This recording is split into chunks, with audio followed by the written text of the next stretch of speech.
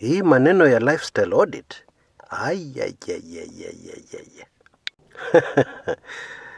Folks, the truth is, this lifestyle audit is something unprecedented in Kenya. And it is rather obvious that its outcome, will be something very unprecedented in Kenya. Let me start by giving you a factor that many of us may have ignored. And that is the fact that Kenyan voters, and Kenyans everywhere have gotten involved with this lifestyle issue emotionally. Now, there's nothing more dangerous or more effective than getting involved with something emotionally. Because I assure you, if you get involved with something emotionally, chances are very high it'll get done. If you start loving somebody, and you really start loving that person, chances are very high that you have a future together. Assuming, of course, that you're not already married. Wow. Anyway, let me not digress. So Kenyans have gotten very emotionally involved in this lifestyle audit issue. Indeed, what Kenyans are saying, if the president is not ready to carry it through, they will carry it through. Where? On social media. They'll name names, they'll anika everything, assets, and people who are definitely living well beyond their means. People have become rich from public coffers.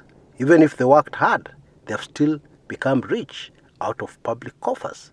There's no issue of working hard when you're stealing.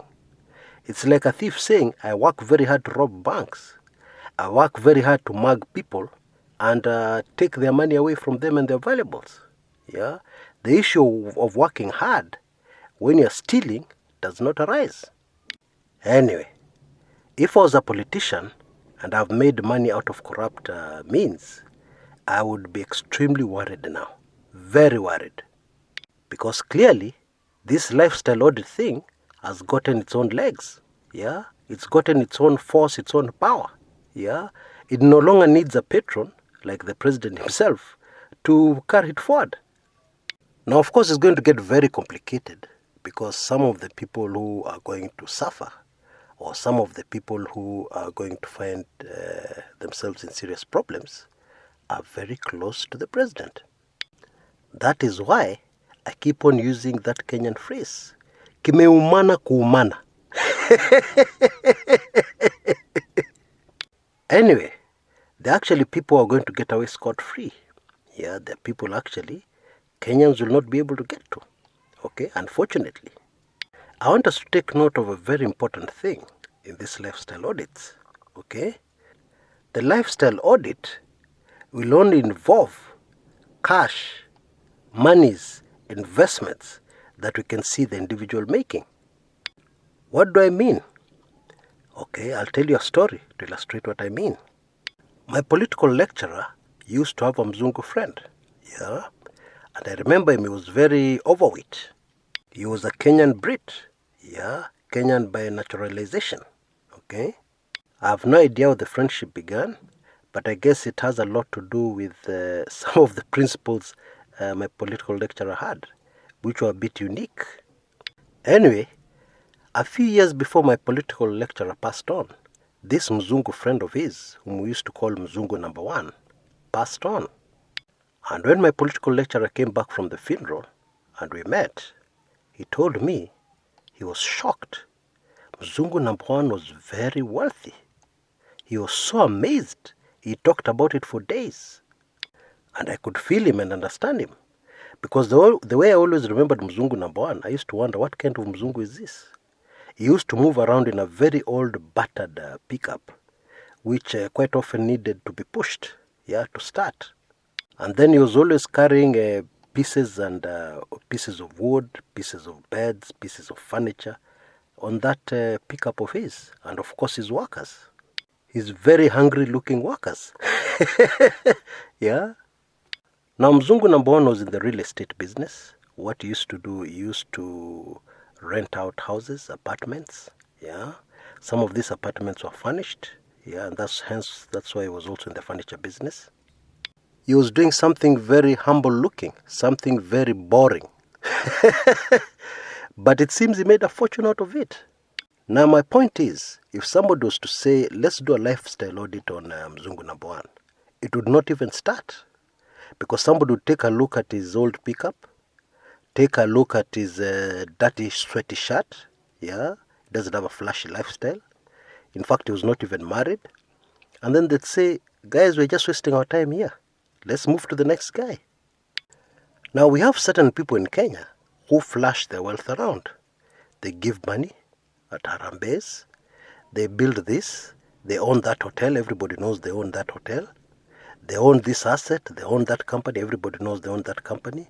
They have purchased helicopters, etc., etc. Now, those are prime targets for a lifestyle audit.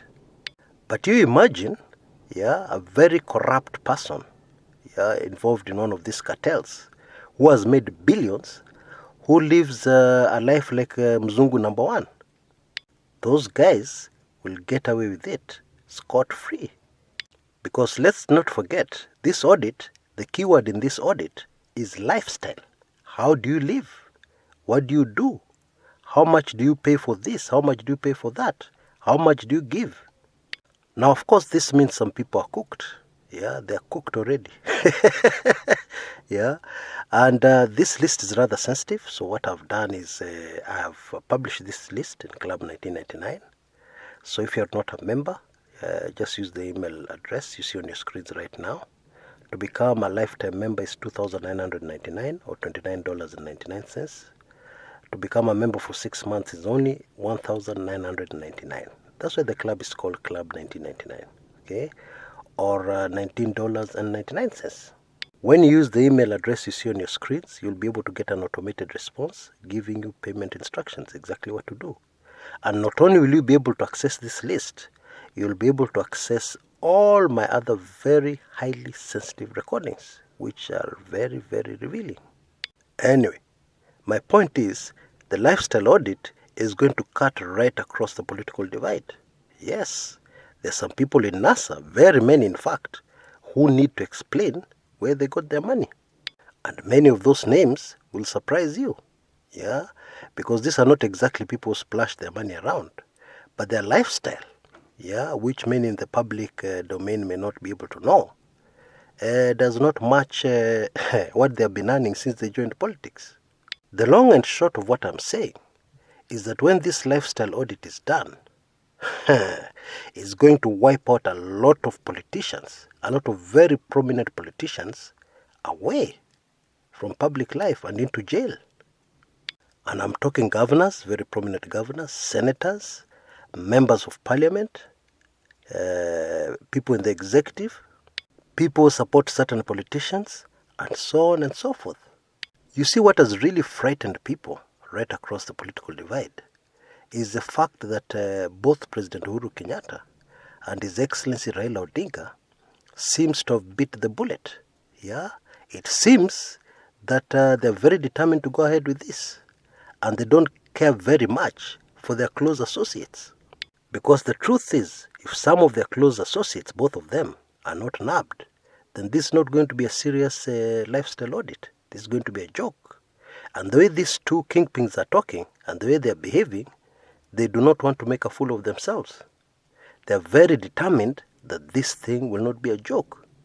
When you throw in all those factors I've talked about in this video, including the emotional involvement of Kenyan voters and Kenyans all over the world, you can be sure that we are headed to a very, very interesting phase of the history of our country.